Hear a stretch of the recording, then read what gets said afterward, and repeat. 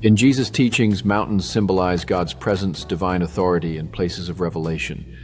The Sermon on the Mount, for example, is a significant example where Jesus conveyed his teachings, demonstrating God's power and authority. Mountains also represent challenges and obstacles that believers face, but also the inheritance and blessings God offers. Ultimately, ascending to the mountain, choosing God's wisdom and living by his principles is a path to a deeper connection with God and a transformed life. Elaboration: mountains as symbols of God's presence.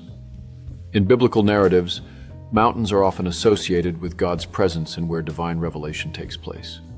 For example, the Bible Project explains that in ancient times, mountains were seen as places where heaven and earth meet, where God's power and wisdom were manifested.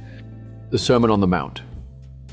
The Sermon on the Mount, where Jesus delivered his most extensive recorded sermon, is a prime example of a mountain as a place of divine teaching and revelation. This sermon, which lays out a blueprint for Christian living, is a testament to Jesus' authority and his teachings about God's principles. Mountains as challenges and blessings.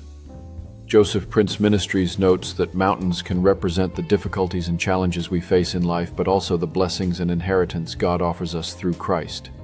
The concept of conquering your mountains emphasizes the idea of overcoming obstacles and claiming the blessings God provides. Ascending to the mountain. Ascending to the mountain, in a spiritual sense, involves choosing God's wisdom and principles and striving to live in accordance with his teachings. This path leads to a deeper connection with God and a transformation of one's life, allowing one to live out the principles of the Sermon on the Mount and other teachings of Jesus.